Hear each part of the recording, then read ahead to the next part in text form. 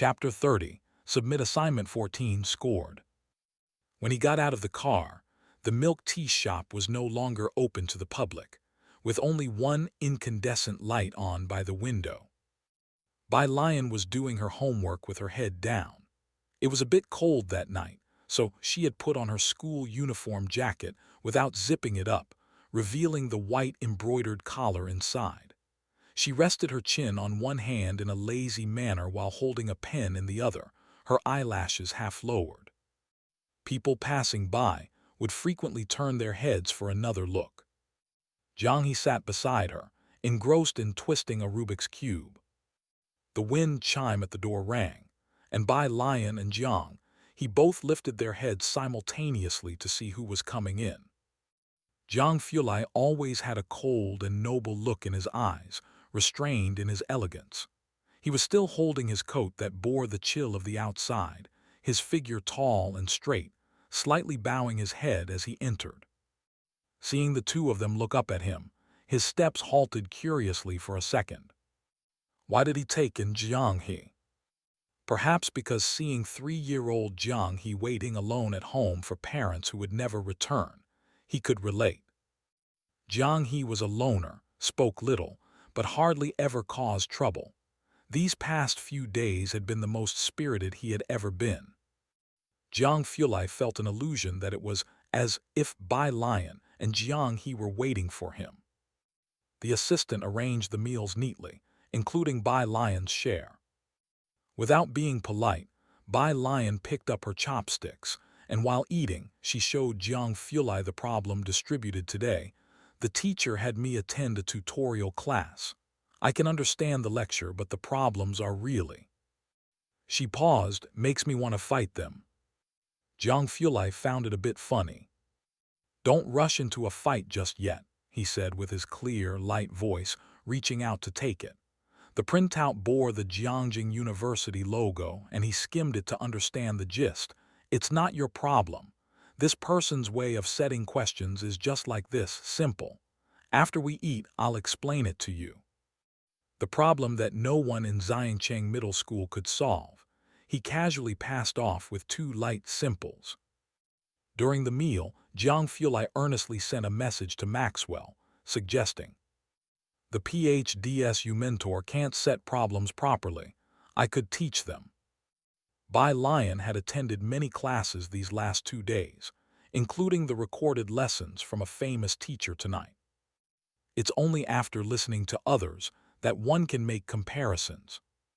Jiang Fulai was much clearer than they were, straightforward, easy to understand, and detailed, even softening his voice a bit. Bai Lian watched him intently, her pair of dark eyes filled with a strong desire for knowledge. So, is the constancy of the speed of light derived or proven? Maxwell's equations. Jiang Fulai reached for a pen, his fingers elegant, clean, and long. He wrote a set of beautiful equations on the back. Jiang He was drinking milk nearby, looking at Jiang Fulai with an expressionless face. Last month he had asked Jiang Fulai a similar question. The other man pointed at a folder and said indifferently, "There's a paper I published in Nature 2 years ago on the topic. Find it yourself." Are these words said by a human being? Jiang Fulai was very clear, and since Bai Lian's main focus of study recently was electromagnetism, she could almost understand the problem. The next day at school, she completed the problem based on her understanding. Tonight's tutorial class was on mathematics. The homeroom teacher of Class 8 collected yesterday's practice problems and distributed the newly printed solutions to everyone before starting today's video. The students watched the video. After returning to his desk, the homeroom teacher took out his usual grading book and 2 pens and started correcting the submitted practice problems. Most students hadn't completed them. After reviewing each student's work, he made a note in their regular grades. All of this would be part of the assessment in a month's time. The problem was excessively difficult. The Class 8 teacher had almost stayed up all night to fully understand the answer after receiving it. When he saw Enning Zio's answer, he wrote a big 8 behind his name. The regular grade was out of 10 points. Most others scored between 4 and 5. Ren Wangxuan's answer was a bit higher, 6 points. Chen Zhu didn't cover as many aspects as Enning Zio did, 7 points. A bunch of science students with wildly scribbled writing. He spent years searching for twisted answers in various cracks. Not until turning to the last page did the words arranged neatly, stroke by stroke, catch his eye, even neater and more beautiful than the printed problems. The homeroom teacher's eyes lit up. He focused on the content, becoming serious at the first question, but when he reached the second one, his pupils contracted. The head teacher of Class 8 hurriedly found his glasses and put them on. He then compared the answers given by Jiangjing with those of this student. The ones he held were loose and ordinary, in the most regular and unadorned method. Students from the training class all followed these steps. He himself was no exception. However, the answer sheet in his hand was different. He looked at it without blinking, not missing a single punctuation mark, and upon finishing, he even had an epiphany. So this is what the question meant. The head teacher's gaze moved to the name section. Unsurprisingly, 2 neatly written characters. Bai Lian. He gave a big wave of his hand and marked an unprecedented 10 on her usual score. 9 o'clock in the evening. The underground laboratory. The energy threshold is low. Jiang Fulai looked up, took off his glasses, one hand propped on the table, the other hand pointing to an energy diagram he had just drawn. But the kinetic energy before and after the quark collision does not match. WPMPs have taken some of the energy away. He stood upright, methodically analyzing the results he had just detected. The pencil lightly drew a graph that could be compared to computer-generated ones. The slightly dim lab lights shone upon his smooth profile. His careful strokes seemed deliberately sketched, long and dense lashes slightly lowered, casting a soft shadow. The team members beside him hurriedly took down notes with their pens and paper, capturing his words. "Let's stop here for today." Jiang Fulai put away his pen and casually clipped it to his collar, slender fingers pulling a black mask out of his pocket, concealing his tall nose bridge. He was tall, and the black jacket made him look somewhat thin. Everyone watched his retreating back. A male student calmly put away his recording pen, confidently opening his mouth. "Something's off." The others nodded in agreement. It was well known that Jiang Fulai's team was the most competitive in the country. It was common for Lord Jiang to stay in the lab until midnight every day, hardly ever returning home at night for months on end. Once a team member heard the Jiang family on the phone over a trivial matter. He was scolded in the office for 5 minutes. Latterly, the Jiang family dared not come to him casually. However, for the last 2 days, he had been returning home punctually at 9 o'clock every evening. "Ha!" the female student next to the male sneered as she fished his recording pen out of his pocket. "So you've been secretly recording us behind our backs, huh? No wonder you're always so quick to answer young Master Jiang's questions." When you're really asking for it." Male student. In the car, Jiang Fulai was sitting in the back seat. The laptop was put away on the table, and when his phone rang, he glanced at the screen and answered. On the other end came a male voice. "Why reject the Gao family? Just sneaking someone in, not making them join the Jiang family. I knew it as soon as your mother died. You stopped considering me your uncle." But Jiang Fulai stopped listening to the rest. The car slowed to a stop, and the assistant got out to fetch Jiang He's dinner from the trunk. Jiang Fulai looked out the window, through the glass. He could see that Jiang He and Bai Lian were still sitting in the same spot at the milk tea shop, a small white lamp lighting up above their heads. Jiang Fulai detached himself from his emotions, methodically and with cool detachment, because it's pointless. What? What I'm saying, Jiang Fulai said with a light gaze, calm as a deep pool, his voice holding back a chill as he took a black notebook and stepped out of the car, is I don't accept trash. He hung up and walked closer. Bai Lian was tackling a physics paper, leaning over the table filling out the sheet just handed out by her physics teacher that day. Seeing Jiang Fulai, she lifted her eyes and continued resting her chin on her arm, greeting him languidly. Teacher Jiang. Haven't finished your homework yet. Jiang Fulai pulled out the chair opposite her. Do high school seniors nowadays have this much homework? Almost done. Bai Lian wrote down the last line, her gaze drifting towards the black notebook in his hand.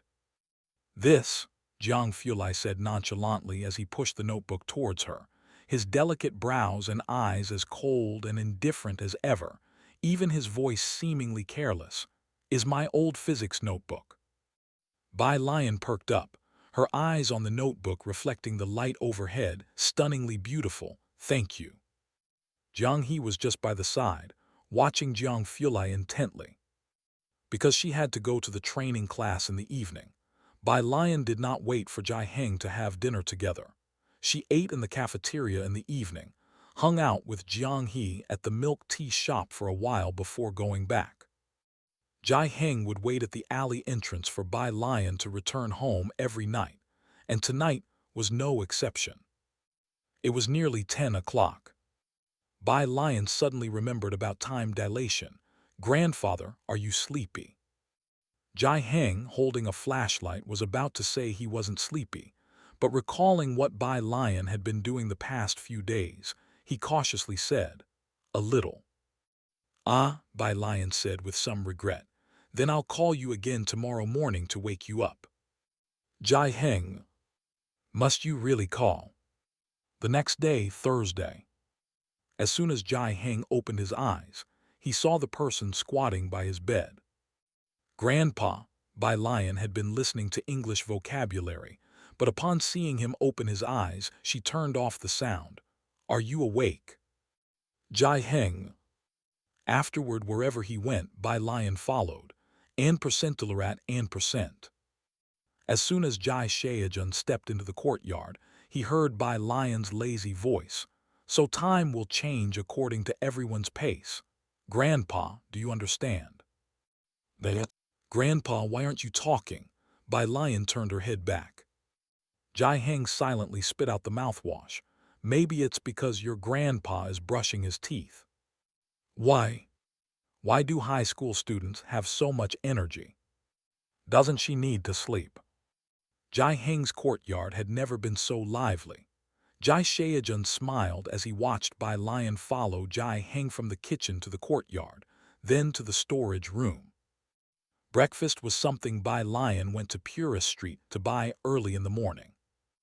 At 6:40, she got a precise answer from Jai Heng's mouth, and then left with her uniform. Grandpa, uncle, I'm leaving first. Once she left, the whole courtyard became quiet.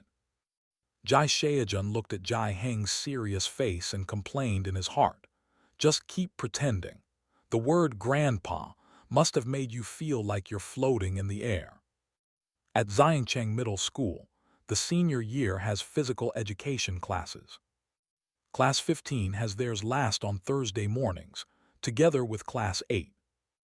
With only so many classes in a week and over 80 classes in the school, some classes have PE at the same time. It wasn't like this before, Pu Ziohan, who sat in front of Bai Lian and was also too lazy to move, informed her. Later, someone anonymously reported it, and the school had to schedule physical education classes. Bai Lian, holding a black notebook, sat under a tree as soon as the PE teacher announced free activity time, slowly flipping through it. Even without doing anything, there were plenty of people who pretended to glance her way casually. Another basketball came flying in her direction. Only this time it was a bit off, spinning towards Bai Lian's forehead, heading straight for her. A boy anxiously shouted, "Hey!" Bai Lian lazily turned a page without lifting her head, and only when the ball was about to hit her face did she raise her other hand, catching the fast-flying ball cleanly in her palm. The breeze brought by the ball lightly lifted the loose hair on her forehead. At noon, the sunlight was just right. She weighed the ball in her hand, then lazily looked up at the boy with a languid gaze.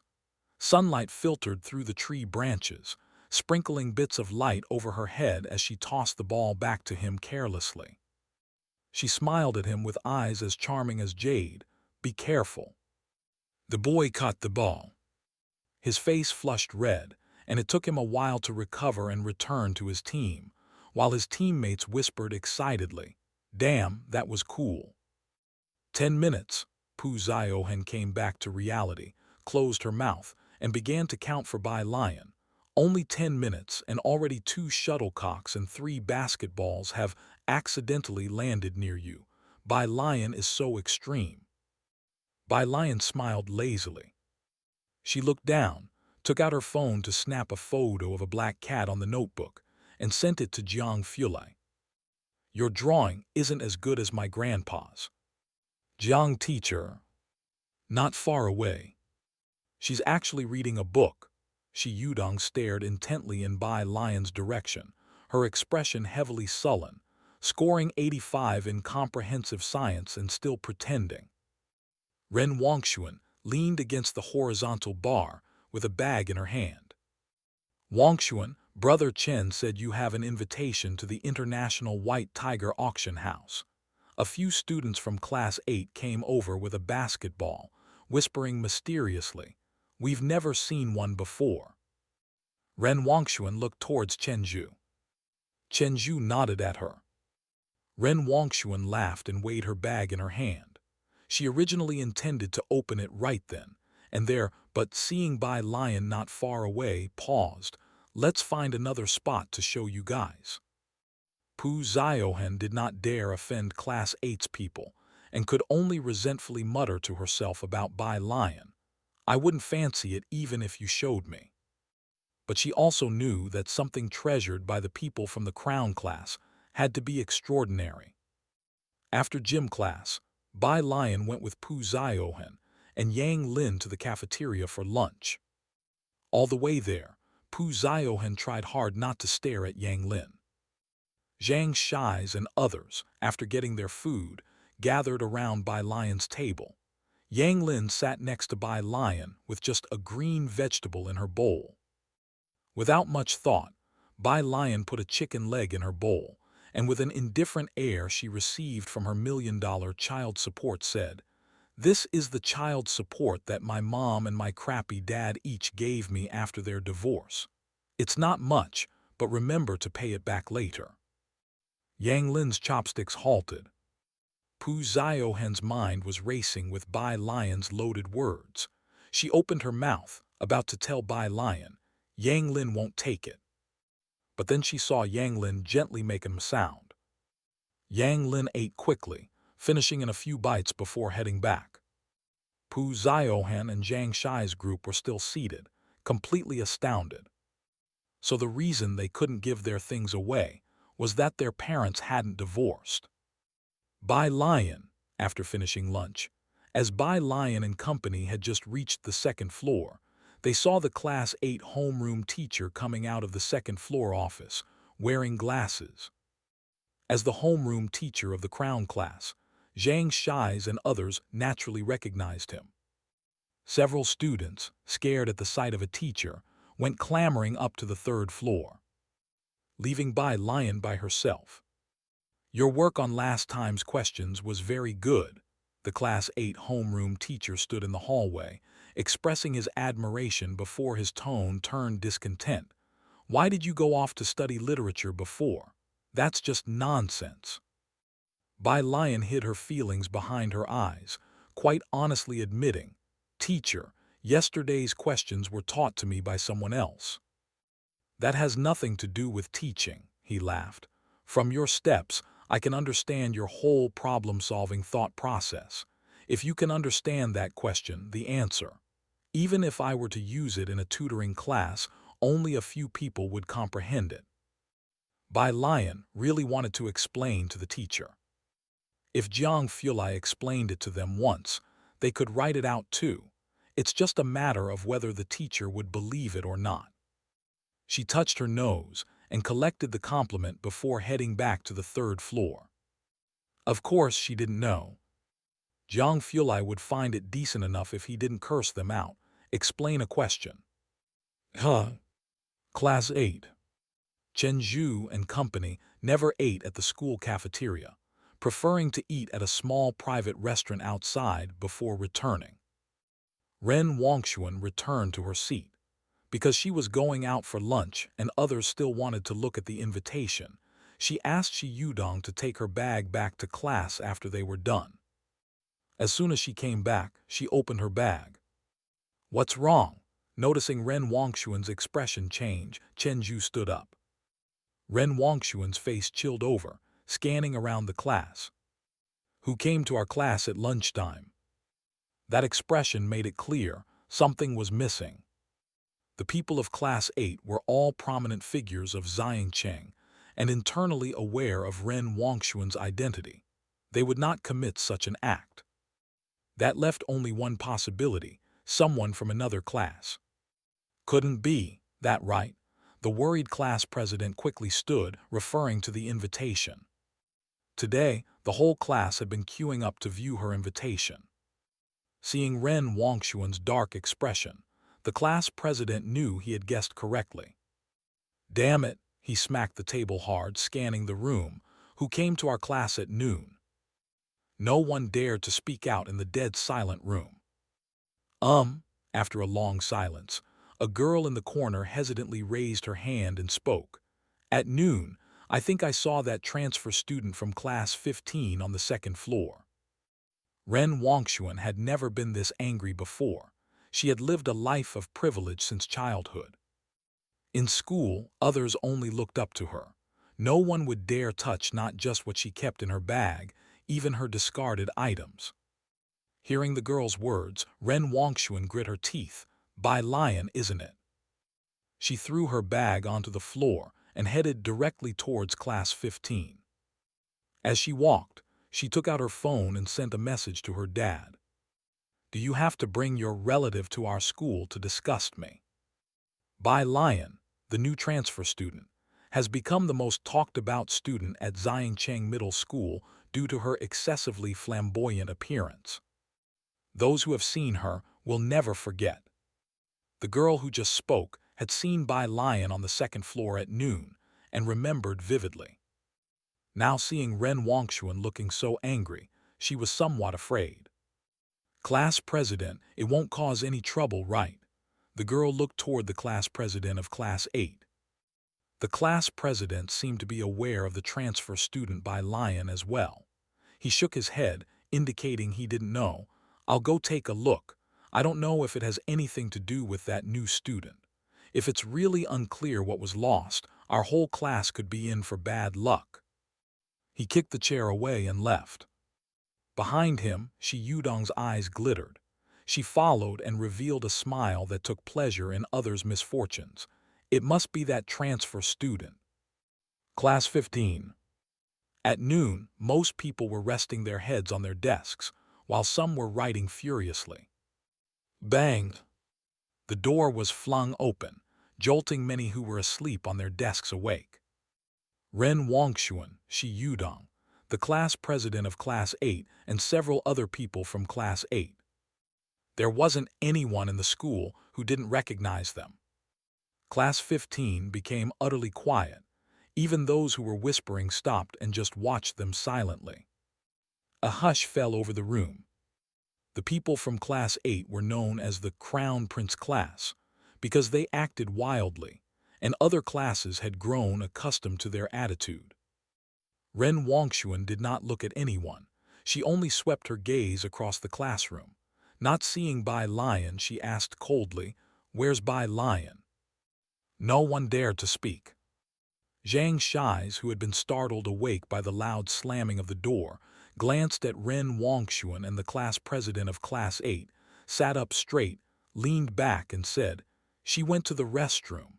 What do you want with her?" The people of Class 8 often played basketball with Zhang Shi's.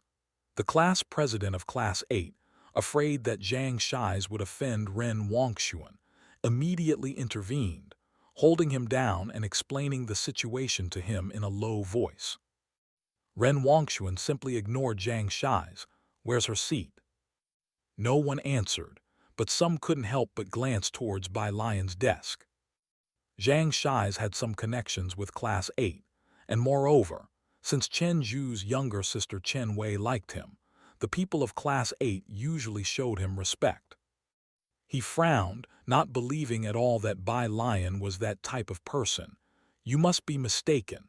My deskmate went to the second floor because your class teacher was looking for her." Zhang Shi's continued to speak. Shi Yudong did not need to think at all. She went straight to Bai Lian's seat, pulled out the black backpack from Bai Lian's desk and dumped its contents downward. Clatter! A pile of books and notebooks fell to the floor. Ren Wongshuan didn't look at the books. Her eyes were only fixed on the unusually conspicuous red cover among the pile of books. She bent down, picked up the red invitation with a sneer from among the pile of books, then took out a tissue from her pocket, carefully wiped it, and held it in her hand, looking at Zhang Shi's with a mocking smile. "Mistaken, huh?" Zhang Shi's and the people around him also paused when they saw the red invitation in Ren Wongshuan's hand. Yang Lin had been sitting in her seat from the beginning. She had watched with an expressionless face as Shi Yudong rummaged through Bai Lian's backpack, waiting until Ren Wongshuan picked out the red invitation from among the pile of books. A questioning expression slowly appeared on her face. Bai Lian had just returned from the restroom. "I don't want to say," Ren Wongshuan said coldly as she saw Bai Lian coming back. "Go explain it to the teacher." However, Bai Lian did not look at her. She stood at the door and looked at her seat, where her black backpack was carelessly thrown on the floor, with a bunch of books scattered on the chair and under the desk, as well as a bottle of milk that Jai Shaejun had put in her bag before she left in the morning. The classroom was as quiet as ever. Bai Lian slowly walked to her seat, kicked the chair away, and looked down at the scattered books for a few seconds. She raised her head, her face devoid of any smile, containing only 3 words: "Who did this?" She always seemed laid back, showing little interest in anything other than her studies. But now her eyes were deep and cold, her dark eyes like a shrouded mist at dawn. Her originally delicate features were tight with a look that warned strangers to keep away. Zhang Shi's involuntarily stepped back half a step after being swept by her gaze. His eyes turned towards Shi Yudong. "Was it you?" Bai Lian reached out, her slender fingers directly grabbing Shi Yudong's neck and pulling her over. Bang! Shi Yudong was flung onto a bench by Bai Lian, who held her by the neck. The loud noise made everyone else take another step back. Bai Lian pulled the hairpin from behind her head, the sharp end of the pin aiming at Shi Yudong's carotid artery. Bai Lian's hand slowly pressed down, almost cruelly smiling at her. "Who let you touch my things?" Shi Yudong's neck was so red it was almost bleeding. "What happened?" At the classroom doorway, Lu Lingxi hurried over. Lu Lingxi's voice was gentle yet powerful. People from Class 15 had gone to find Lu Lingxi as soon as the students from Class 8 arrived. Bai Lian, Zhang Shi's also reacted, grabbing the hairpin in Bai Lian's hand. Bai Lian calmly stared at Shi Yudong for a few seconds. "You can't be serious." Lu Lingxi said, "These are all flowers of our country's future." But this person was like magnetic flux. Since she was like magnetic flux, she decided to let it go. Bai Lian thought for a few seconds before deliberately withdrawing her hairpin. "Cough, cough." Shi Yudong quickly scrambled up, her eyes filled with terror as she looked at Bai Lian. Before moving Bai Lian's desk, she never expected the person in front of her to be insane. Ren Wongshuan's belongings were stolen and eventually found in Class 15. This was no trivial matter.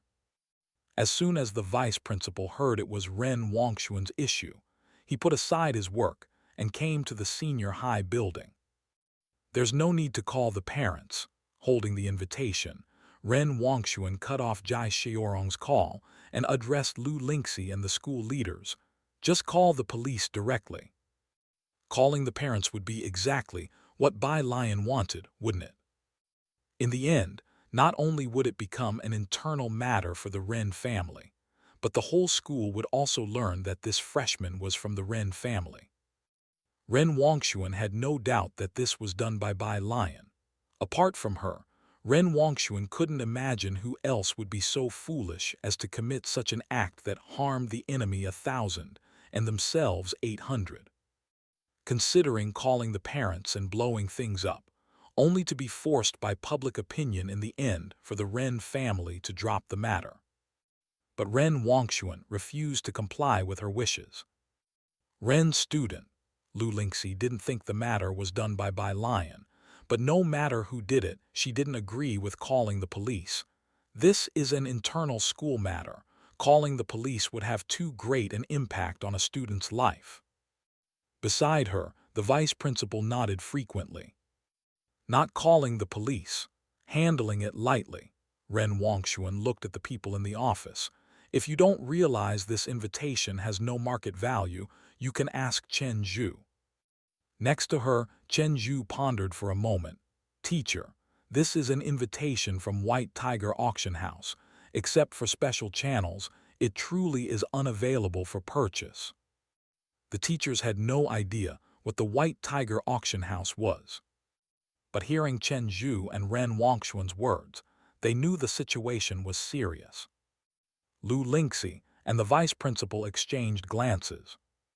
Cough, cough, Shi Yudong, who didn't dare to look at Bai Lian, said hoarsely, "If you don't call the police, I'll help you." Lu Lingxi frowned, but... "It's okay." Bai Lian was taller than Lu Lingxi and comforted her with an indifferent look. "Let them call the police. I'll be fine." But their family. Lu Lingxi knew these powerful families were not to be trifled with. She turned to Chen Zhu, who was from the people of Class 8. Unlike others, Chen Zhu wouldn't cause trouble due to his family background. If there was anyone in the school who could stop Ren Wongshuan, it might only be Chen Zhu. Chen Zhu averted his gaze, his refusal clear. This was a matter of principle, and he couldn't help Lu Lingxi. Moreover, the White Tiger Auction House invitation was also very important to the Chen family. Lu Lingxi felt a bit deflated. Shi Yudong had already called the police, watching Bai Lian's direction with malicious eyes. Bai Lian didn't care about the invitation. Just taking out her phone and looking up someone's profile picture, she inquired leisurely. "White tank top. Sister, I was just about to tell you, someone's made an offer for your invitation." "Bai Lian, Xiaomo, is there any purchase record for that thing?" "White tank top. There's no record, but each one is unique. Godfather had the auction house make a new one for you, so you have VIP status, and behind is a gold-white character." Bai Lian understood, typing a single character. "White tank top. Sister, then I'll wait for you at the usual spot tonight to give you the buyer's money." Bai Lian 1. "White tank top, all right, sister." Considering the Ren family was involved, the police station didn't dare to be careless, and they responded quickly. Since it was at a school, they were careful not to disturb the students, coming in plain clothes without using a siren. Leading the detectives was an officer who took Bai Lian aside for questioning, and then reviewed the surveillance footage in the hallway. Lu Lingxi felt uneasy, looking at the vice principal, wanting to say something. The vice principal sighed, lowering his voice, troubled by these special students from Class 8. "Teacher Lu, you know, is anyone from Class 8 easy to deal with? If your student doesn't want to leave a record, just let her transfer to another school." Although he was the vice principal, he could only tremble in fear in front of the Ren family and the Chen family. The entire interrogation appeared very simple. It took less than 3 minutes before the officer next door came out with Bai Lian. As soon as the two emerged, all eyes turned towards them. Lu Lingxi even stood up directly. Her eyes were full of inquiry. Miss Ren, the policeman, who had already been briefed on Ren Wongshuan's identity, began politely. "May I see the invitation card in your hand, please?" Ren Wongshuan frowned slightly. But still, she handed over the invitation card to the officer. Unlike the general public, the police, who maintain law and order in Xiancheng all year round, are naturally aware of Bacter Street and White Tiger Auction House. When he saw the lifelike white tiger on the red invitation card, he was very cautious. He flipped through it. Bai Lian had not examined the invitation closely. Only then did she notice the small Bai character on the back. She collected her thoughts and unhurriedly took out the original wood-colored hairpin from her pocket and restyled her hair. Her fingers were slender, clean, and so flawless they contained not a single impurity. It was hard to imagine how such hands, akin to a work of art, had previously been wrapped around Shi Yudong's neck. She looked towards the police officer, her eyes clear and unequivocal, her demeanor graceful and obedient. "Can I leave now? I haven't finished my homework yet." The two policemen, who had never seen such a beautiful, well-behaved student who also loved to study, felt paternal affection and hurriedly said, "You may go and do your homework." Bai Lian nodded and began to unzip her school uniform as she walked towards the exit. Remembering something, she turned back with a look of grievance. "Teacher, she just pushed my desk." She complained to Lu Lingxi. The police immediately turned their gaze towards Shi Yudong, their attitude vigilant and stern. "Classmate, please be mindful of your behavior." Lu Lingxi quickly blocked Shi Yudong's view of Bai Lian and turned back warmly. "Bai Lian, don't be afraid. Go back to your study, the teacher is here." Shi Yudong looked incredulously at Bai Lian. While pushing the desk, damn it, she only flipped through a backpack, and Bai Lian nearly pierced her neck. "Are you all blind?" Shi Yudong actually wanted to call the police now. Bai Lian had already left, and it was only then that the others in the office came back to their senses. Chen Zhu stared blankly at the invitation card in the policeman's hand, and then towards the door. Not knowing what to think, Shi Yudong with a hoarse voice called out, "Uncle Policeman, she is a thief. How could you just let her go? Did someone notify you? Do you know whose things she stole?" Ren Wongshuan also stood up abruptly, her eyebrows twisted as she stared at the police officers, pursing her lips. "Did the Ren family call you? Who was it?" "My dad." The two policemen were startled. "What call?" Ren Wongshuan sneered, not wishing to argue further. "What are you two pretending for? You dare to let her go without receiving a call?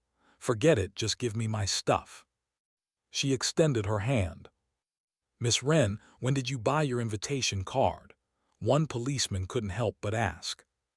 Ren Wongshuan replied, "Yesterday for 500,000. 500,000 was a huge amount for the average person, but it was nothing for them. What mattered was the channel. 500,000, based on what we know about White Tiger Auction House's market value, is the price for regular customers. Miss Ren, you might not be aware that White Tiger Auction House has a kind of invitation card that is unique." "What?" Ren Wongshuan was taken aback. Indeed, she hadn't heard of it. The police officer turned over the invitation card, pointing at the small Bai character for her to see. "See this?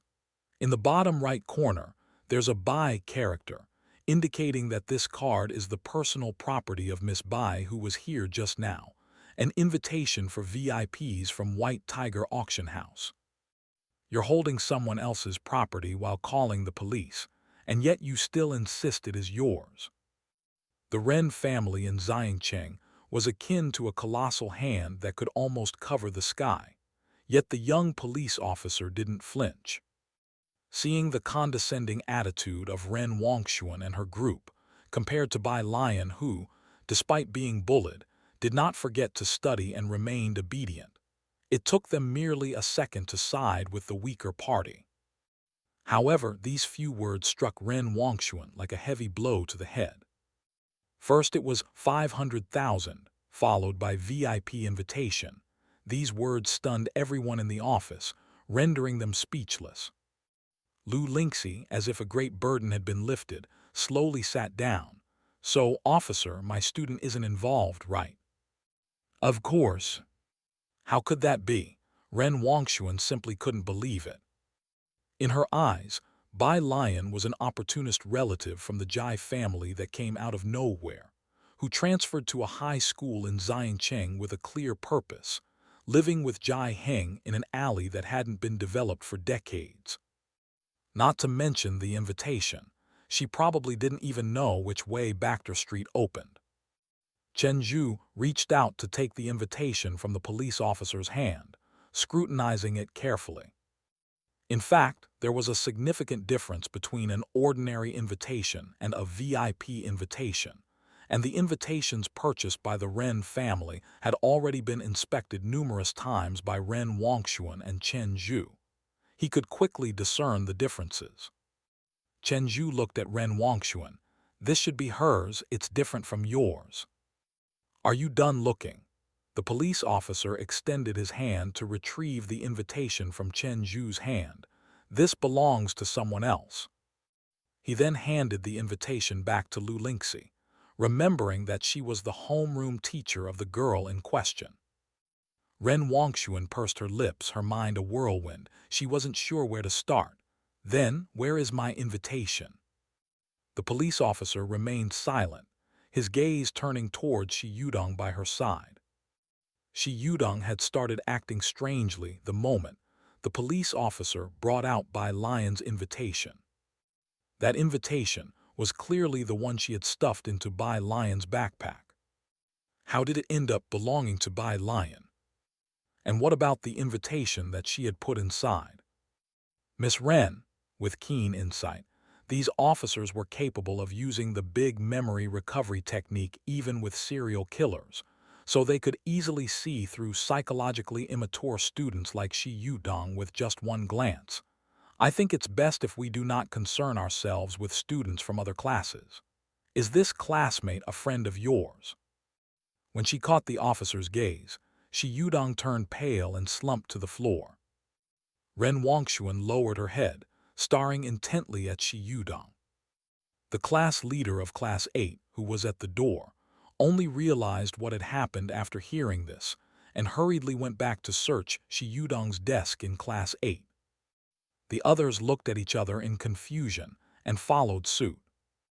In actuality, the class leader of Class 8 didn't search much.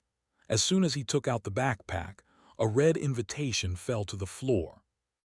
A silent scene ensued.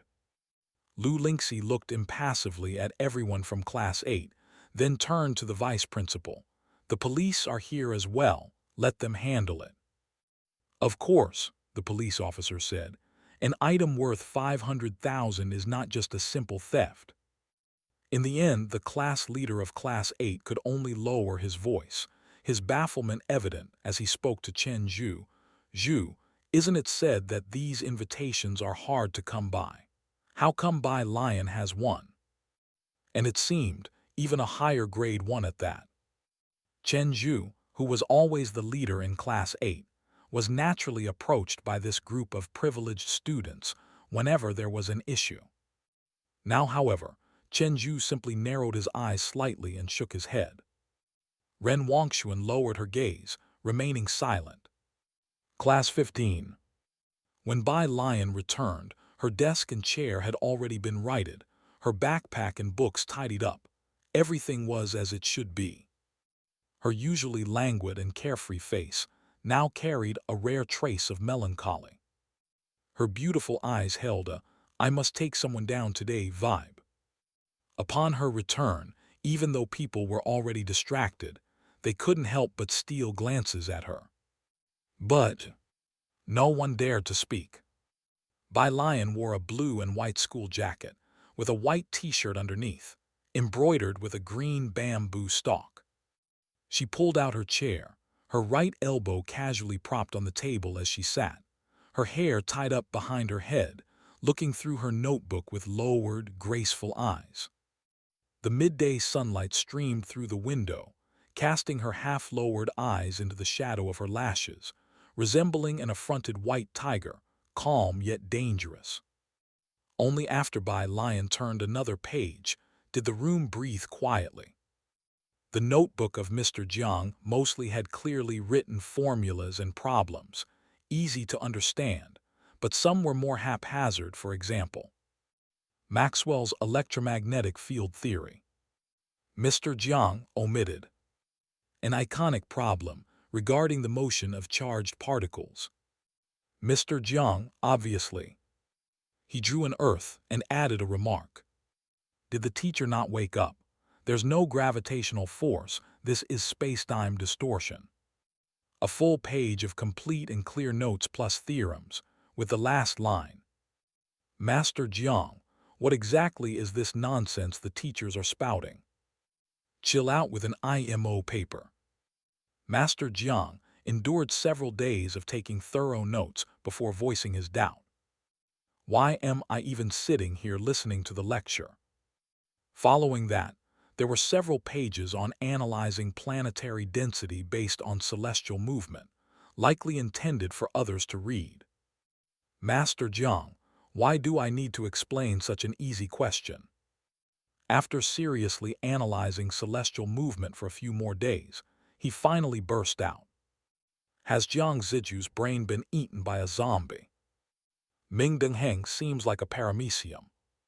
I want to blow Su Nanjing up. What on earth are these three? It's hard to imagine any university admitting them. It was evident that he wasn't paying much attention in class, frequently daydreaming and coldly snarking with an indifferent face. Bai Lian was almost dying of laughter from these words. She took out her phone. Someone seemed to have recalled something about what was written in his notebook, noticing an unread message from an hour ago. Teacher Jiang, look at something useful. Lazily tapping on her phone, Bai Lian, a paramecium. Teacher Jiang. Bai Lian. Jiang Fulai on the other side stared at the comma for a while before finding a video in his album and sending it over. Bai Lian clicked on it to take a look. It was a very magnificent blue fire ring, surrounded by transparent blue flames. Her eyes lit up. What's this? Teacher Jiang, shockwave mock ring. Bai Lian saved the video. It's beautiful. Teacher Jiang, happy now. Bai Lian. She leaned on the desk, repeatedly watching the mock ring and casting Shi Yudong and Ren Wongshuan to the back of her mind, before lazily propping up her chin and nonchalantly beginning to jot down the other serious analyses he had written. Behind her, a bunch of people were gesturing at Zhang Shai's to ask around. As people of the same class, they were united, and the new student didn't look like someone who would steal from others. Don't ask why, it's just the beautifying filter they have for the attractive ones. Zhang Shai's replied with a look, why don't you ask? It was a joke, having already been up close to Bai Lian transforming and going on a rampage. He wasn't keen on getting himself killed, at least not right now. Everyone looked as if it was obvious, of course, because you're handsome. Zhang Shai's, seems like dying once isn't such a bad idea. Zhang Shai struggled internally for a long time. He saw that the desk in front of him didn't seem so dangerous, even starting to leisurely play with the milk that had just fallen on the floor. Only then did he reach out, gently tapping on the shoulder of the person in front of him. Bai Lian rested one hand on the desk, slightly turning her body with a lazy look in her eyes. Speak. Oh, Zhang Shai's touched his nose. About that issue with Class 8, can it be resolved? What's the situation now? He had been helping his mother with housework for the past 2 days, completely worn out, having to wake her up every morning for breakfast, and was planning to catch up on sleep at noon. But that plan had been disrupted by the people from Class 8. The rest of the students in Class 15 seemed to be hunched over their work, but each of them was all ears. Even Enning Zio, Zhang Shai's brooding deskmate, lifted his head. "It's resolved." Bai Lian turned back leisurely to take a sip of her milk and wrote down a character. Zhang Shai's was taken aback. Just as he was about to ask how it was resolved, Lu Lingxi walked in through the classroom door, gently placing an invitation on the desk. "Don't keep such valuable things in your backpack next time. If it gets stolen, you might even be falsely accused." Oh, Bai Lian nodded. Her deskmate, Yang Lin, saw the invitation Lu Lingxi had brought back. It was indeed Bai Lian's. She remained silent as if she wanted to curse about something, but in the end said nothing, silently taking out a book to work on problems. As soon as Lu Lingxi left the room, the students of Class 15 couldn't hold back any longer and all crowded around. "Bai Lian, is this really yours? What in the world is going on? Damn, I saw Class 8 acting all secretive this morning, and you have one too." Bai Lian. She casually stuffed the invitation into Zhang Shai's hands, calmly saying, "Take a look, don't disturb my studying." Who would have thought that the item Ren Wongshuan from Class 8 had been secretively covering up? Bai Lian had just casually thrown their way, causing a bunch of them to surround Zhang Shai's. Swoosh! A group of boys shifted their battleground. Zhang Shai's group took the so-called White Tiger auction house invitation and went out to play basketball during the break. Some guys from Class 8 couldn't stand the atmosphere in their class, so they went to the playground to play basketball. Heading to the playground, they saw Zhang Shai's group from Class 15 showing off their red invitation envelopes, asking anyone they met, "Have you seen the White Tiger auction house's invitation? It's the VIP edition, you know. Come on, today we're using the White Tiger auction house invitation to play ping pong." The elite Class 8, who had been so secretive and afraid to show their invitations that morning, their faces stiffened. "Class rep, let's just go back." At night, the 6 o'clock training class proceeded as usual. Today, neither Ren Wongshuan nor Shi Yudong came. The atmosphere in the training class was unusually quiet and eerie. The Class 8 homeroom teacher arrived a bit late today. He stood behind Bai Lian for a long time, hesitating every time he seemed to want to say something. Bai Lian turned her head back and looked at the Class 8 homeroom teacher, blinking as if she were asking, "What's up?" Her almond eyes were as ever, pure with clear black and white contrast, her expression usual. Because of the incident at noon, the Class 8 homeroom teacher was silent for a moment, not knowing how to apologize to Bai Lian. He patted Bai Lian on the shoulder. As clever as they come, he knew what Bai Lian meant. She hadn't taken out the annoyance caused by the people of Class 8 on others. The Class 8 homeroom teacher then lowered his voice. "I was thinking of showing your answers from yesterday to a few students. Would that be okay?" Some content in the answers was beyond the syllabus, and he suspected that some students might not understand it, so he only planned to show it to two who would. Bai Lian nodded, her cold white fingers twirling a black pen at her fingertips casually. "Sure." Only then did the Class 8 homeroom teacher straighten up, the screen still playing today's tutorial.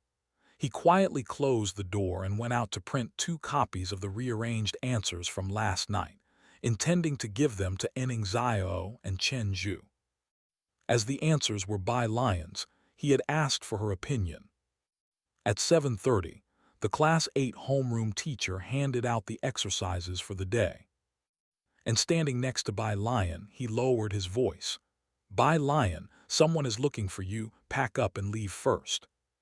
Bai Lian gripped the pen she was twirling and lazily replied with one word, "Okay."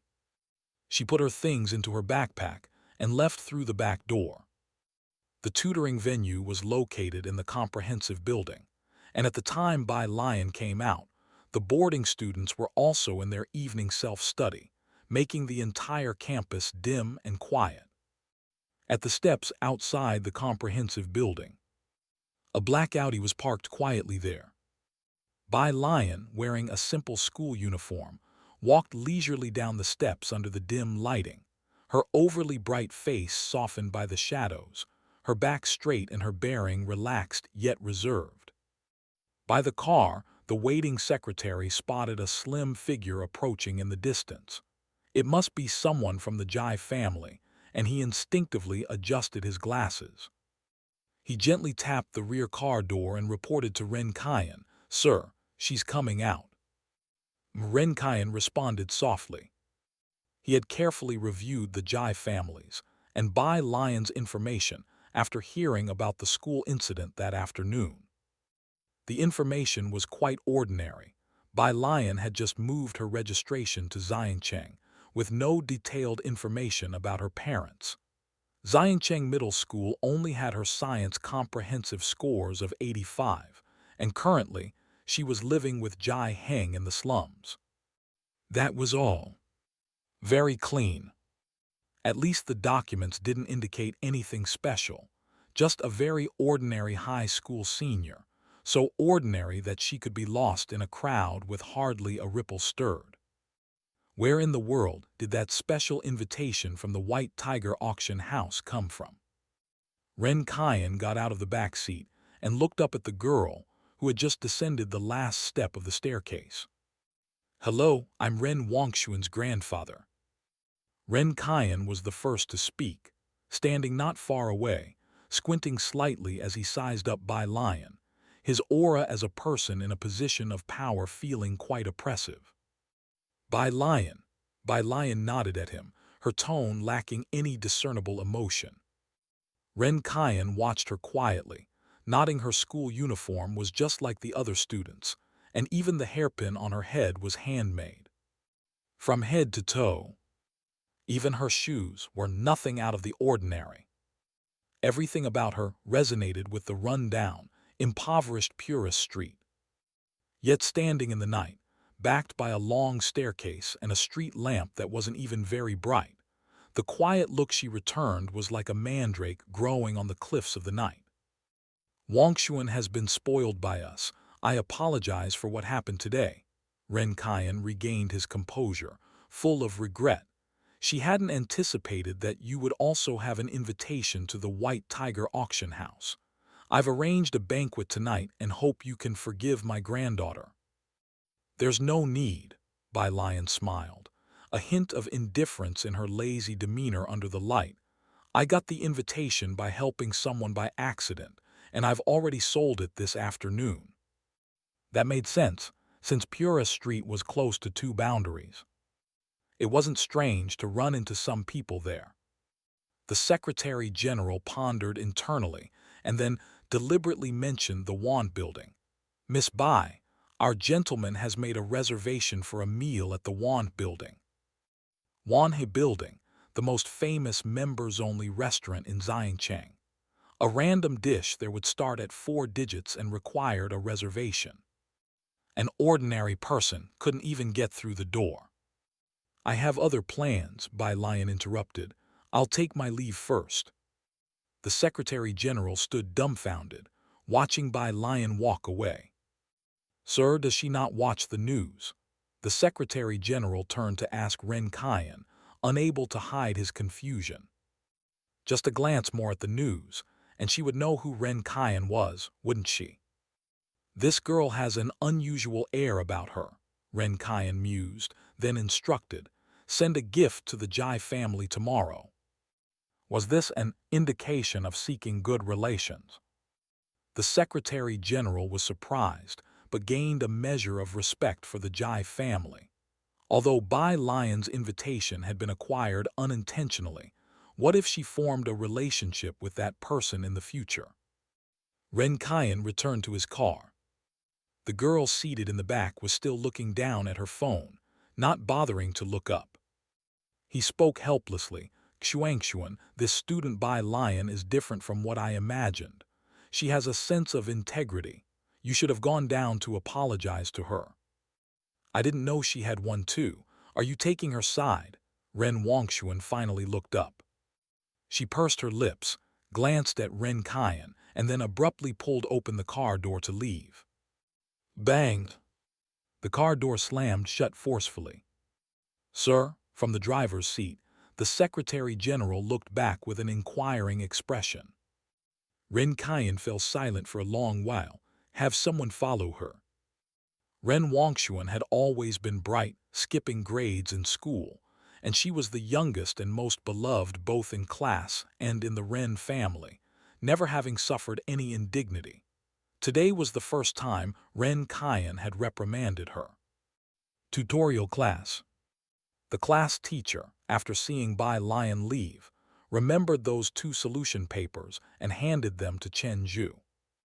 Chen Zhu was immersed in studying today's problems, and when the class teacher placed the papers down, he glanced at them casually, mistaking them for another set of problems, but he saw the printed answers. He narrowed his eyes slightly. Today's problems didn't involve magnetism.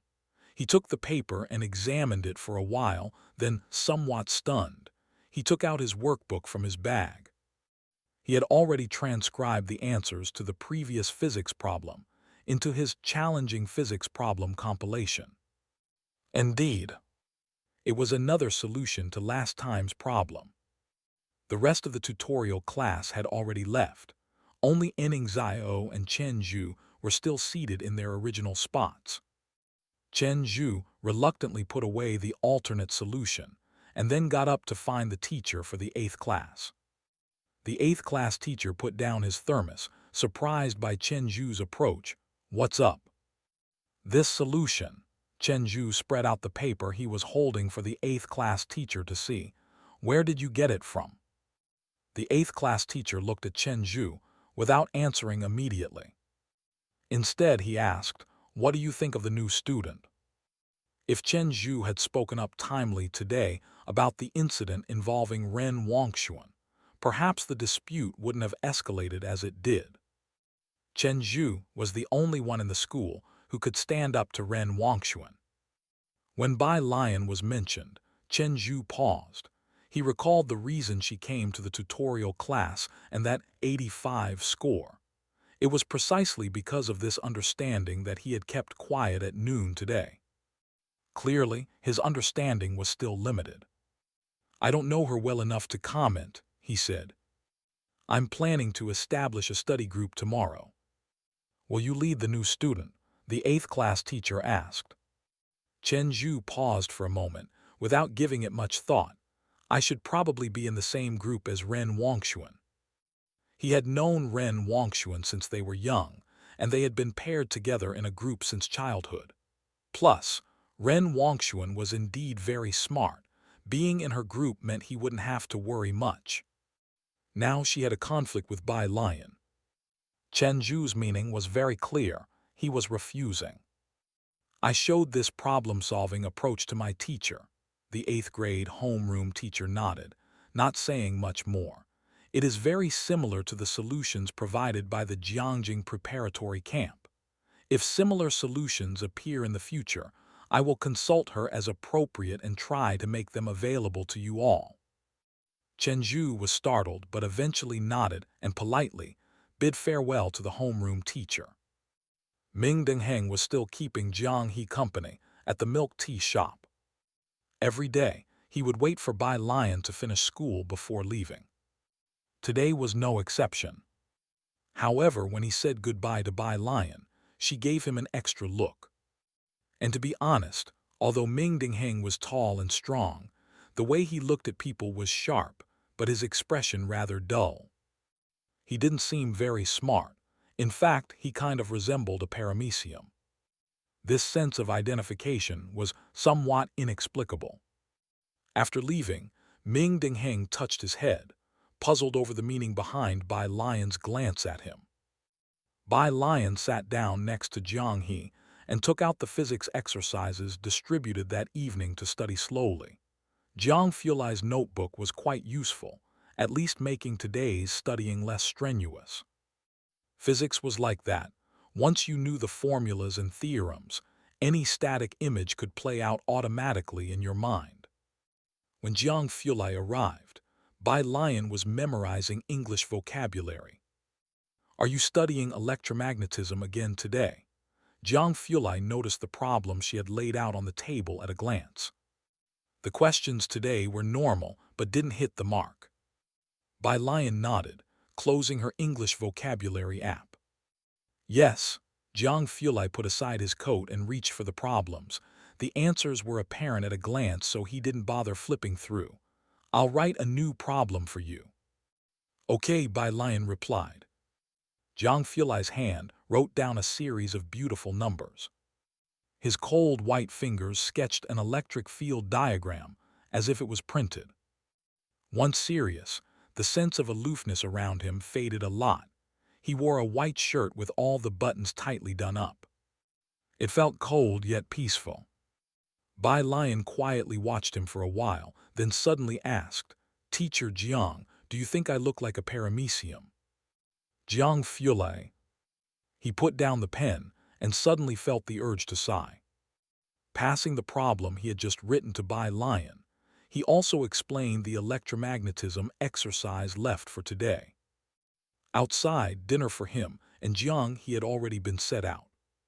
He picked up his chopsticks and glanced at Bai Lian. The corner seats in the milk tea shop had all been replaced with black sofas. She was engulfed in blackness, with her school jacket open to reveal the white t-shirt inside. With her face slightly turned to the side and leaning lazily against the sofa, her complexion was translucent and pale.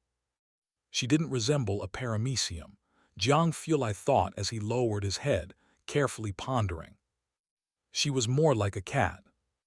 When Bai Lian returned, Malkun was waiting for her at the street corner. She handed the invitation she had in her hand to Malkun. Who was that just now? Jai Xiaorong had come to pick her up today, and instead of waiting at the entrance to the alley, he had walked a bit further out. He just happened to see Malkun.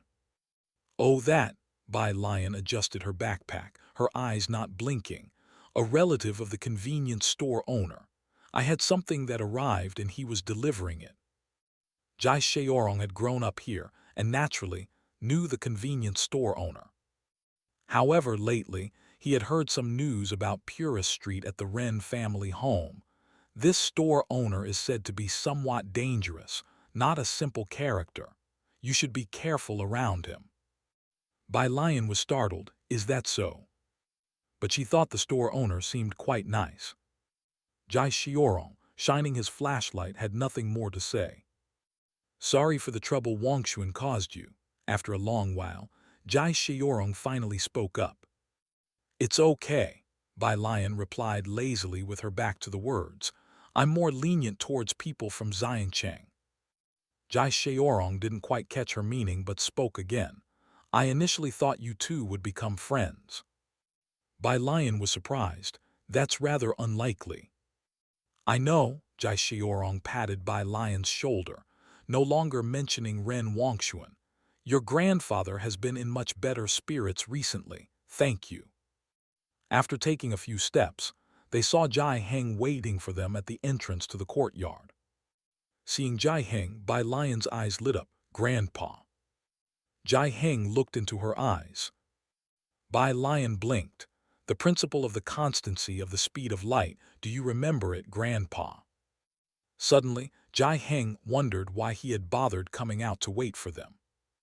He turned and went back to the yard to continue his carpentry. "Then I'll explain it to you again tomorrow morning," Bai Lian said, minding her own business. "Jai Heng, no matter what speed I travel at, the speed of light is always a constant 300,000 kilometers for me. Even if I reach the speed of light and move at 300,000 kilometers, the speed of light relative to me is still 300,000 kilometers." Listening on the side, Jai Xiaorong. Is his dad prepping for university in his old age? Bai Lian was somewhat dissatisfied. She put down her school bag and followed Jai Heng to the courtyard. "Grandpa, what you said is so vague. Let me explain it to you again." Bai Lian didn't go back to her room to continue solving problems until she heard the answer she wanted from Jai Heng's mouth. Jai Xiaorong watched the scene in amazement. Jai Heng finished making a small stool and then picked up the tobacco pipe beside him, lit it and said, "Children and grandchildren have their own blessings. Stop worrying about Wangshuan and aliens matters. It's late, so stay here tonight." Having said that, he took the small stool and went into his room. Jai Xiaorong knew what Jai Heng meant and didn't insist further. The next morning when Jai Xiaorong got up, he saw Bai Lian sitting by Jai Heng's bed, waiting for him to wake up. "Hey, so why make a small stool? Isn't he afraid of someone getting up earlier and earlier? Today is Friday." The last class of the afternoon was Chinese. Lu Lingxi stood on the platform. "Next weekend is the monthly exam. Everyone, gear up. Also, as you all know, the school anniversary is coming up. The benefactor of Xiangcheng Middle School will come to watch, and the school has ruled that each class must present at least one performance. Cultural committee members, go back and plan what our class is going to perform." Close to Friday, everyone was very excited. "Okay, Ms. Lu." Zhang Shais and a group of boys slammed their desks in agreement. Bai Lian had a training class to attend after school. The class teacher of Class 8 collected yesterday's practice problems and played today's video. After the video was over, the class teacher of Class 8 didn't hand out practice problems. Standing in front, he smiled and said, "To promote studying, I've decided to create study groups with 3 to 4 people in each. Everyone is free to form their own group." As soon as these words came out, everyone in the training class set their sights on Chen Zhu, Ren Wangshuan, and Enning Xiao. "Brother Zhu, shall we group up?" Ren Wangshuan looked at Chen Zhu beside her. Chen Zhu nodded, naturally. Out of the whole school, he only recognized the abilities of Ren Wangshuan and Enning Xiao. He didn't really care much for the others. Wouldn't those two pairing up be a strong combination? In an instant, everyone in the training class surged towards where Ren Wangshuan and Chen Zhu were. Not to mention their scores. Just based on their family backgrounds, one had to strive to join this duo's group. "I'm with Brother Zhu." Ren Wangshuan glanced at Bai Lian, who hadn't found a group, before looking at the crowd surrounding her and Chen Zhu, tilting her head. "Why don't you guys draw lots? We won't choose. We'll rely solely on luck." Shi Yudong was still absent, so there were 2 more spots in Ren Wangshuan's group. Quickly, the 2 chosen students let out cries of surprise. Seeing no hope for themselves, others began to search for other teammates. Even the reticent Enning Xiao was occasionally disturbed by others, but he didn't respond. Only one person was left unapproached, Bai Lian.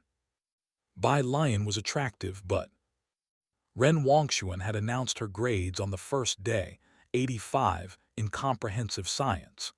No one knew why she came here, and naturally, no one wanted to team up with her since they formed study groups to improve their scores. In the end, there were only 4 people left in the class. Then Enning Xiao, Bai Lian, Tang Ming, and Zhu Jiren. "You 4 will automatically become a group," declared the class teacher of Class 8 with finality. Only then did he begin to distribute today's practice problems. Zhu Jiren looked distressed. After the study groups were formed, everyone quickly adjusted their seats to sit together as a group. Bai Lian and Enning Xiao were already sitting adjacent to each other, so Tang Ming and Zhu Jiren took their seats near them. Tang Ming surreptitiously took out his phone and succeeded in adding Bai Lian on WeChat. "Classmate Bai Lian, if you have any problems in the future, feel free to ask me." Zhu Jiren leaned on the desk, observing Enning Xiao, who didn't utter a word and kept his head down doing homework. He was wearing the school uniform and had only initially glanced at Zhu Jiren and Tang Ming, his dark eyes peeking through long, tousled hair. His look was so melancholic that Zhu Jiren involuntarily shuddered. Then there was Bai Lian. She leaned casually against the desk, idly propping her chin in her palm, a strand of hair falling over and resting on her fair wrist. She then carelessly put the practice problem aside. What study group? This was like poverty relief for Bai Lian, thought Zhu Jiren despondently.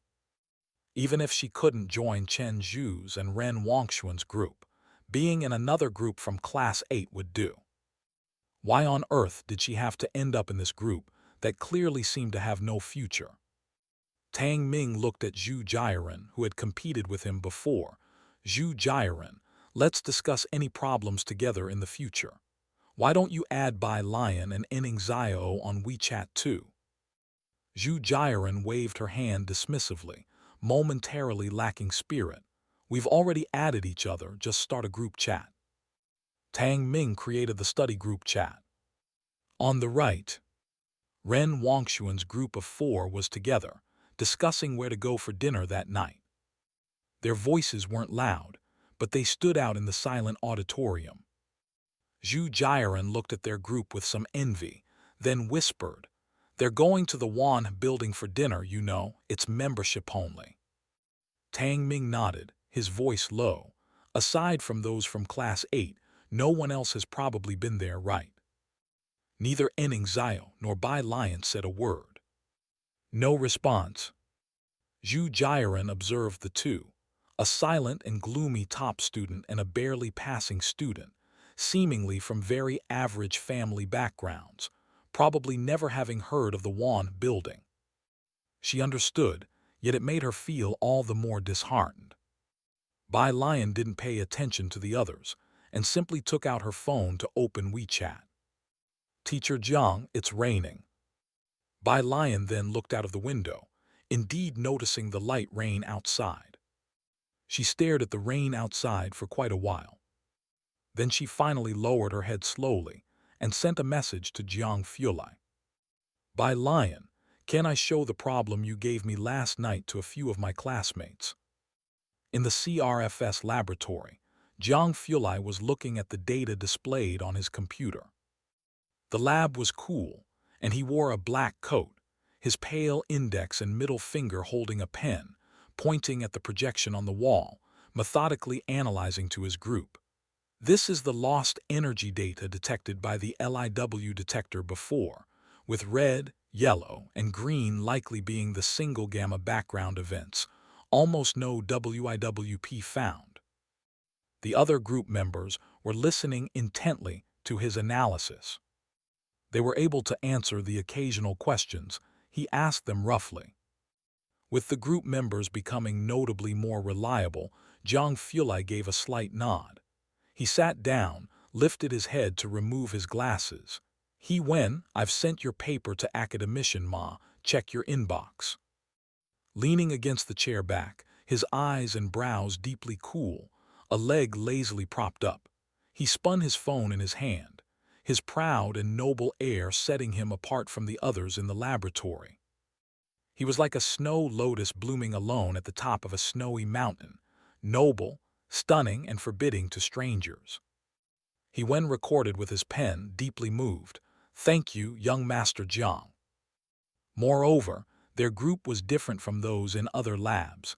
They just had to focus on their research, never fearing that someone would steal the first authorship rights to their papers. Jiang Fulai's papers always had room for their names too, even though their contributions to the paper might have been nothing more than helping with printing. Furthermore, Jiang Fulai would also help them find various industry experts to review their papers. He would always remember his graduation defense from the previous year, when Jiang Fulai simply took a phone and sat to listen midway through. The old professor who had always troubled him did not dare to utter a word in the end, and other professors' questions were as simple as, "What did you eat today?" Who thought he wouldn't graduate, not only did so smoothly, but was also introduced to Jiang Fulai's lab by academician Ma. He understood why everyone was desperate to get into Jiang Fulai's laboratory. Jiang Fulai flipped to the next experiment report, looked up at one of the group members with a chilling tone. Did I not make myself clear? In your experiment report, except for the first look where I can't make out what you're writing, every other glance tells me nothing. In what state of mind did you write this? The trembling member stammered, I'm sorry. The rest collectively lowered their heads and stepped back. To avoid being implicated. Jiang Fulai stopped on the last page, his tone icy. And you even added my name as the advising professor. Are you planning to defame me? The phone screen lit up. A message popped up. Student Bai, can I show the problem you gave me last night to a few of my classmates? Jiang Fulai paused. He shifted slightly, his pale, slender fingers tapping on the phone unhurriedly, pondering for a moment before saying to that group member, rewrite it. Jiang Fulai checked the time, replied with a message, and stood to leave the laboratory. You may.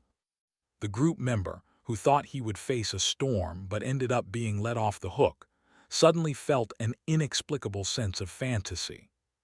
He adjusted his glasses again and spoke. This is strange. Everyone else nodded in agreement. After another minute, the reborn group member reached out to choke He Wen. He Wen, you've completely ruined your image in my eyes. How can someone like you be on the honored list of Jiang University? He Wen hurriedly spoke.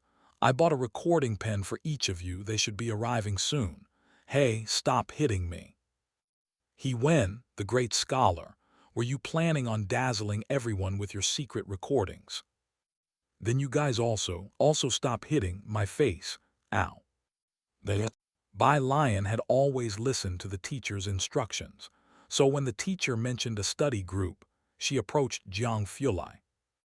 After getting Jiang Fulai's permission, she placed her phone back into the desk cubby and copied the problems Jiang Fulai gave her into 3 sets, distributing them to the other 3 members of the group. Ning Xiao in front glanced at her and reached out to take them.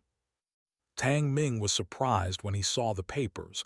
Having never seen such neat handwriting, he gave her a thumbs up. Your handwriting is really neat. Zhu Jiren also took the problems. Thanks, but what is this? A problem. Bai Lian looked out the window, her thoughts elsewhere. But when she heard the voice, she came back to herself and tucked her pen away. It's quite comprehensive, given by someone else. It's very helpful for physics. You can do it when you have time, and I'll bring you the answers tomorrow. Oh, okay, I'll give it a look. Tang Ming stared at the problem. It was about magnetic fields. But it involved a lot of content, and he was a bit dazed by it. After looking at it for 20 minutes, he still hadn't quite understood it. So he temporarily clipped it into his book and set it aside. Half an hour passed quickly, but many people didn't leave on time tonight because of the study group.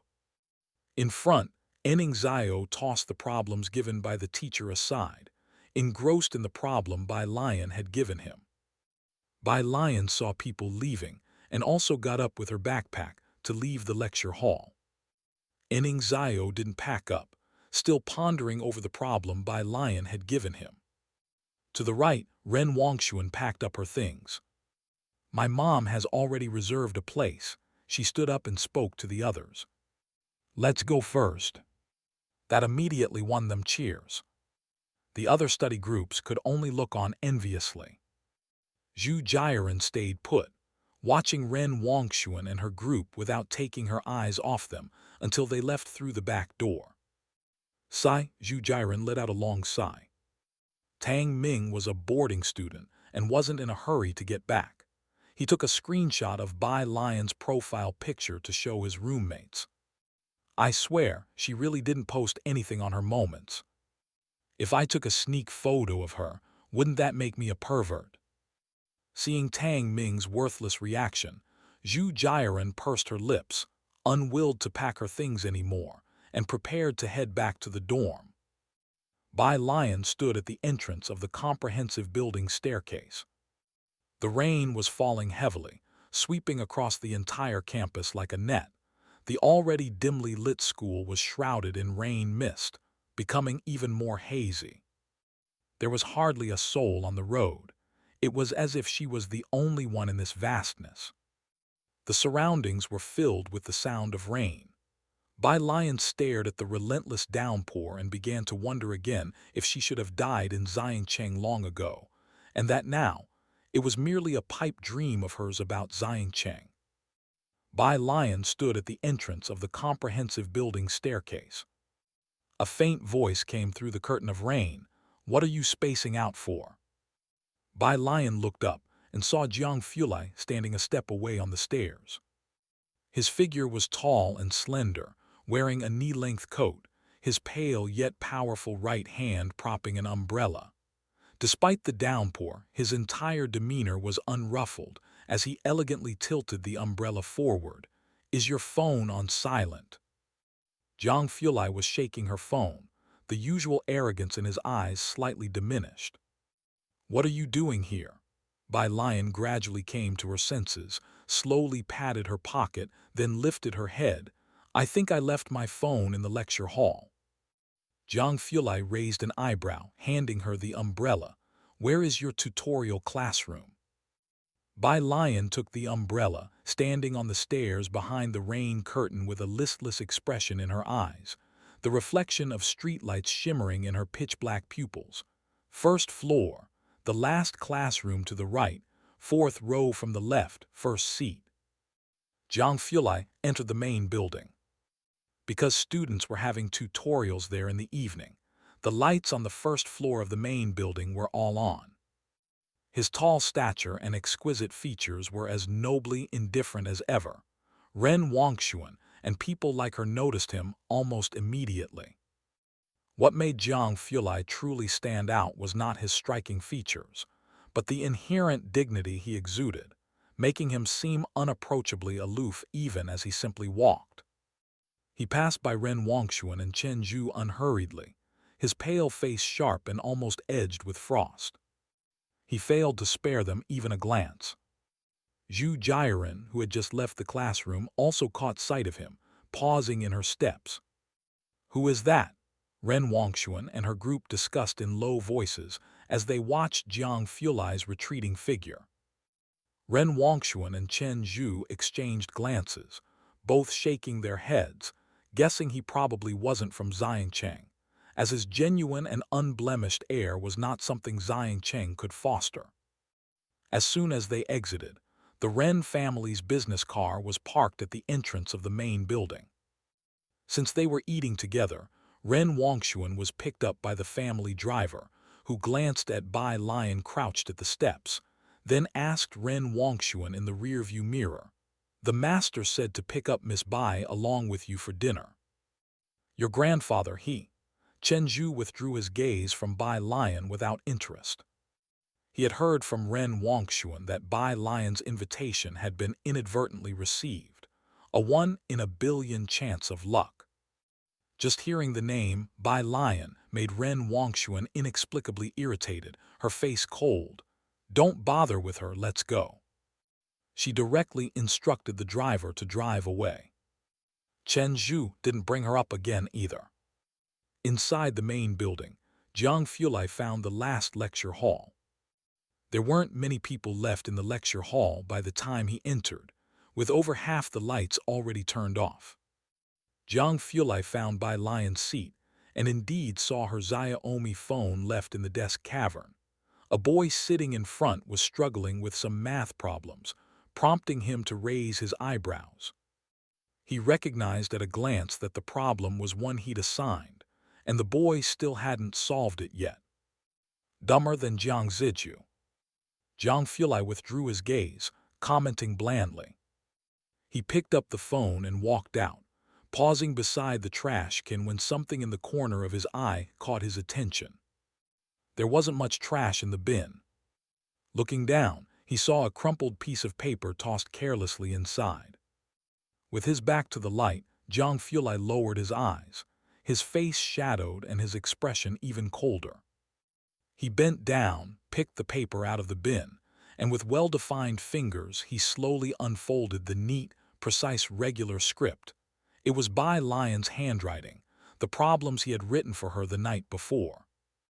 Now disregarded, thrown away without a second thought in the trash bin. Jiang Fulai returned to find that Bai Lian was still squatting at the doorway. She folded her umbrella and looked up lazily at the endless heavy rain. Her long hair was casually coiled at the back of her head with a simple wooden hairpin. The strands of hair by her forehead were dampened by the misty rain and gently fell across her pale cheeks. Like a cat wandering in the rain, tentative, hesitant, lonely, unable to find its way home, accidentally intruding into an ink-wash painting. "You walk very slowly," Bai Lian said, looking up at him, her eyelashes dark and long, casting a faint shadow on her eyelids. Jiang Fulai handed her phone back to her, took the umbrella and opened it, and said indifferently, "Took a glance at one of your less intelligent classmates' problems." "Who?" Bai Lian stood up and walked with him outside. The training classes were full of top students from Xiangcheng Middle School. There were none that lacked intelligence. She took her phone, the red ribbon on her right hand contrasting sharply against her wrist, fair as white jade. "Sits in front of you." Bai Lian. Enning Xiao, the legend who was expected to be admitted to Jiangjing University this year, consistently ranked first or second in the whole school. "He's not very intelligent." Jiang Fulai held the umbrella, his fingers' knuckles distinct. "Why did you want to show your classmates the problems today?" "Oh, we were grouped in fours." Bai Lian walked languidly. "I just copied a set for the other 3 teammates." Jiang Fulai narrowed his eyes slightly. As they talked, they arrived at the milk tea shop where Ming Dingheng and Jiang He were squatting at the door. Jiang He was still slowly turning the 7x7 Rubik's Cube. It was a spherical puzzle with 12 sides, having many complicated speed-solving algorithms. However, Jiang Fulai found them too mundane to write algorithms for him, so he had to rely on memory to restore it. His movements were unbearable for Jiang Fulai to watch, and Jiang Fulai shifted his gaze away lightly. "Jiang He." He was silent for a moment, then turned his back to Jiang Fulai. Then Bai Lian tugged at his collar, pinched his face. "What's the matter?" Jiang He just clutched the hem of her clothes, resolved not to look at Jiang Fulai. When Jiang Fulai arrived, Ming Dingheng got up and followed him, handing him the red invitation in his hand. "Chief Chen got an invitation from the black market. The auction starts at 7 in the evening the day after tomorrow." "You sure it's an authentic piece from Liang Xuan's apprentice?" Jiang Fulai put the umbrella aside, took the invitation, and his tone was cold and clear. "Certain, but the specific origin will only be announced at the auction." Jiang Fulai nodded, his tall figure leaning against the corner sofa as he carelessly placed the invitation on the table. "What problems did you guys leave today?" Bai Lian passed the problems to him, her gaze landing on the familiar invitation. Because Zhang Shais had used it to play table tennis, it had a noticeable dent in the middle. "She." "Don't send this answer to your classmates." After finishing the explanation, Jiang Fulai picked up a pen and wrote down another problem, his faint tone betraying no emotion. "Let them think about it on their own first." When Bai Lian returned, the rain had gradually lessened. As usual, Jai Xiaorong was waiting for her at the end of the alley. When she got back, the lights in Jai Heng's yard were on, and in the central hall Jai Heng was drinking tea with a middle-aged man. There was a beautifully wrapped gift on the table. It was Ren Kaien's Secretary General. "Miss Bai is back." Upon seeing Bai Lian, the Secretary General stood up to leave. "Then that's settled, Mr. Jai. We will send a car to pick you up the day after tomorrow." Clearly he had timed his departure with Bai Lian's return. After the man left, Jai Xiaorong frowned. "Dad, I can talk to the Ren family. Besides, even though Xiangcheng has bolstered its police force, It's not necessarily able to. Don't interfere, I'll ask myself. Jai Heng shook his head. Bai Lian sat to the side, supporting her chin with her hand, waiting for them to finish their conversation. Jai Heng took a drag of his cigarette, and through the swirling smoke, Bai Lian gazed intently at him. Ah, Jai Xiaorong suddenly stood up, heading straight outside. I remembered I simmered some ginger soup for Alien. I'll go check if it's ready. On the rainy Saturday, Bai Lian and Jiang, he spent another day in the library. They both had things to do on Sunday evening. At 6 in the afternoon, when Bai Lian returned from the library, the Ren family's car was punctually waiting to pick her up at Purist Street intersection. Miss Bai, the driver got out of the car and opened the rear door. Your grandfather and our sir have gone to the auction house. Old Ren asked me to wait here for you. Would you like to go? Bai Lian looked up, her inquiry lazy. The auction house. Yes, today there's an item being auctioned by a disciple of Liang Yuan, and your grandfather went as well. Bai Lian stood still for a while before nodding her head. The driver glanced at her and wasn't surprised at all. Sitting in the back seat, Bai Lian casually rested her wrist on her knee and started memorizing English vocabulary through an app on her phone. The driver looked in the rear-view mirror, somewhat astonished. He knew she was from the Jai family. However, he hadn't expected that she would be so at ease during her first ride in such a high-class business car. The car slowly entered the entrance of Baxter Street. At the entrance, the driver respectfully handed over a document before they were allowed to pass. Looking at the rear-view mirror, he explained, "A pass is needed to enter here, especially today with the auction taking place. Not just anyone can come in." Bai Lian continued memorizing words, not even lifting her head. The White Tiger auction house was at the end of Baxter Street, where a majestic 20-meter-high stone sculpture of a white tiger was sprawled at the entrance. There was a crowd of people queuing up at the entrance. The driver couldn't drive any further, parking the car at a distance. "Miss Bai, please go and join the queue. After Mr. Ren and the others go in, someone will meet you at the entrance." Wearing earphones, Bai Lian got out of the car and walked into the crowd. Mao Kun, with a cigarette in his hand, was standing at the entrance of the auction house to prevent any troublemakers. He had blonde hair and an aura of notoriety. On this street, his reputation for violence was well known, especially since recent rumors suggested that the downfall of Poison Scorpion was related to him. The well-known fighter of Baxter Street, Poison Scorpion, could be taken down by Mao Kun, which indicated that he was no ordinary person. His infamy was widespread, and even those from fighting arenas regarded him with great respect. Today's auction, which catered to global VIPs, had him there to maintain order, courtesy of his godfather. Others who knew him made sure to stay at least 3 meters away. His eyes roamed and soon spotted Bai Lian in the crowd. Mao Kun narrowed his eyes and quickly stood up straight, making his way into the crowd. Whoosh! The group of wealthy businessmen in line hastily made way. "Sis," Mao Kun approached Bai Lian and awkwardly scratched his head. "I thought you weren't coming. Why squeeze in with these people? I'll take you in through the back entrance." Mao Kun led Bai Lian into the VIP entrance from the back. The White Tiger auction house was very large, circular in shape, descending from the top floor with 3 levels. The first and second floors were regular booths, while the third level had special ones. Upon learning that the Ren family's booth was on the first floor, Mao Kun accompanied her to the first floor. The booths there were small, with only a table and a few wooden chairs.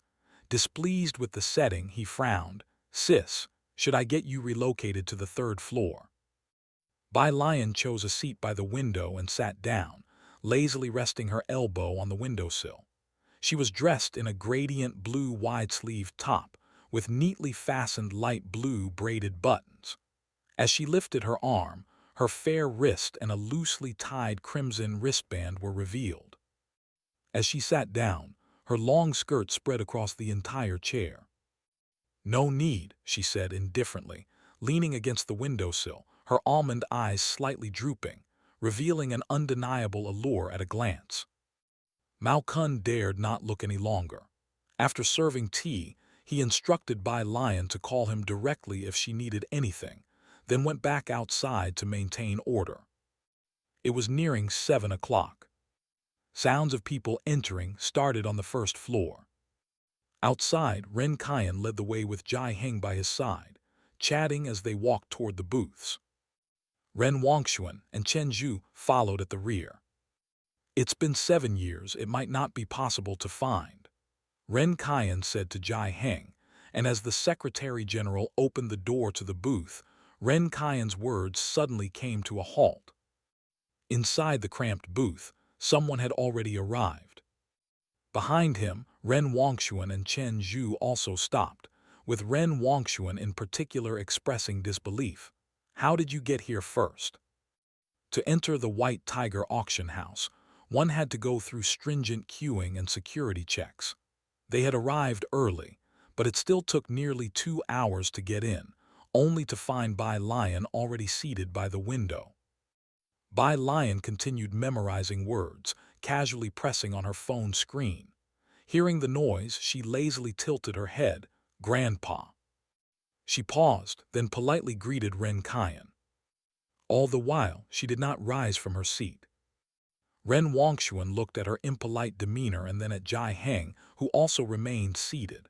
She couldn't help but sit down beside Chen Zhu, her eyes narrowed as she slowly uttered 2 words.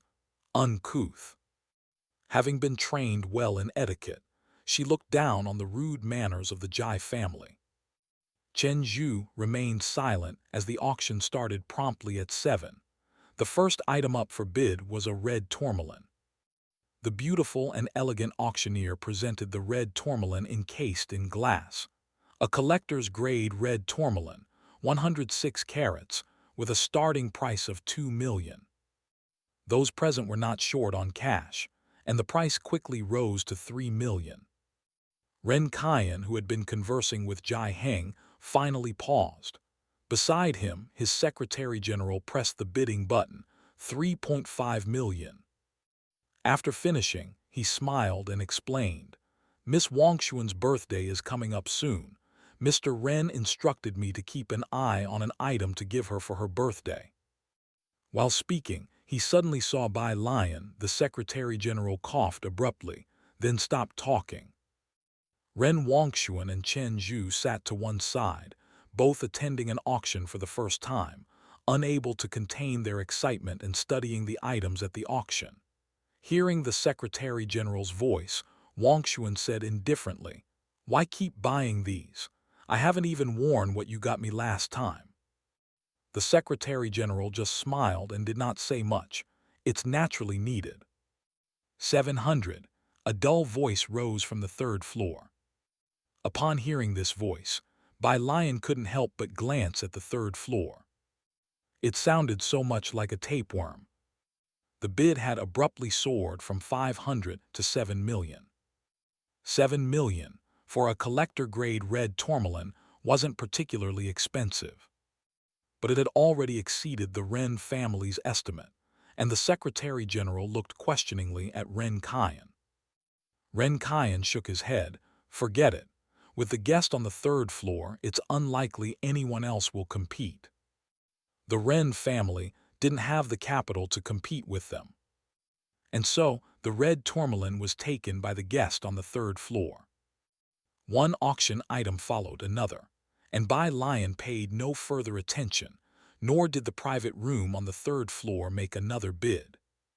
In the meantime, Ren Kaiyan had bid on another piece of calligraphy.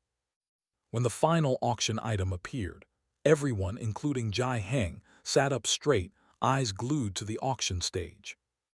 Ren Wangxuan also stopped sending photos in the group chat. It was 9:30. The auctioneer, dressed in a long Chinese-style dress, smiled gracefully. "I know why everyone is here, And believe me, this final auction item will not disappoint. Saying this, she reached behind her and drew aside the red cloth. A carefully preserved piece of calligraphy appeared before everyone, a poem written with unrestrained flourish. Where the old general's soul returns, today he drinks in revel. Long pavilion 10 miles short, cold armor's blood not cool. From here the path diverges, sash of blue enters the hall. Long spear against the tide, the pen sharp to test its might. Long pavilion sending off the troops. The poem was not long, but each character was written with varying speed and emphasis, switching between hidden and exposed strokes, straight and curved lines. The carefree ease after each stroke penetrated the paper, making each character seem to leap alive with vibrant vitality, as if imbued with the warmth of life. Behind her, Wangshuan muttered in astonishment, "Sash of blue enters the hall. So this is the true Liang script." No one could feel the bursting vitality emanating from the calligraphy more than the auctioneer. For a moment, it was as if she could see a woman in white, freely dancing her brush across the paper, completing the work effortlessly. Because the handwriting is in Liang's script and the signature carries Liang Yuan's personal seal, our auction house believed it to be Liang's original work. The auctioneer took a deep breath, stripping away her emotions, and said seriously, after historical scholars had appraised it, it was verified that the poem was written by his sister for Bai Lian when he went off to the military. We all know the historical military genius Bai Lian, who topped the imperial examinations at 15, aced them at 18, and after his father's death, left his writing at 20 to join the army, taking up arms and heading to the battlefield. His sister hoped he would return home safely and resume his career in the palace. Since he did not return, she wanted to throw away this piece of calligraphy, but according to historical records, it was retrieved by her teacher, meaning that Liang Yuan left us this unique and historically significant calligraphic treasure. The auctioneer continued to elaborate. In the private room, Bai Lian rested her chin on the windowsill, quietly gazing at the nearly yellowed calligraphy. A millennium-old authentic piece, preserved to the present day, seemed to allow one to glimpse through the letters 1,000 years of fleeting beauty. Upon hearing the starting bid of 50 million, she watched so intently that she did not hear Jai Heng calling her several times. Ren Qian had a good impression of Bai Lian, and seeing her staring blankly at the calligraphy, chuckled in surprise. "Bai, do you also study Liang's script? What do you think this piece of calligraphy will sell for in the end?" Hearing Ren Qian's words, Wangshuan also snapped back to reality, giving Bai Lian a sidelong glance. She didn't understand why Ren Qian would ask Bai Lian such a question, as the Jai family member didn't seem the type to study Liang's script. Bai Lian tilted her head, withdrawing her gaze from the calligraphy to lazily return to her vocabulary revision. The calligraphy lacks force. She was young when she wrote it, and had not yet trained enough strength in her wrist. The starting bid is too high. The starting bid is too high, Wangshuan, already unpleased because Ren Qian regarded Bai Lian so highly, attending the auction and even inviting a member from the Jai family, and on top of that Bai Lian acting as if she knew everything, now had the audacity to casually critique the disciple of Liang Yuan. Do you even know who she is? Not to mention her other accomplishments, half the calligraphy world are her fans. You couldn't reach a tenth of her skill even if you practiced for 100 years, let alone saying she lacks wrist strength. If you don't understand, can you not go back and read more books? Thanks for watching. Please subscribe and like the video and comment down if anything wrong in the story, and if have any suggestion to a new novel or want next part of any series, comment down. Our target is to get 1K subscriber. There will be SUPRISC for all of you. Stay tuned.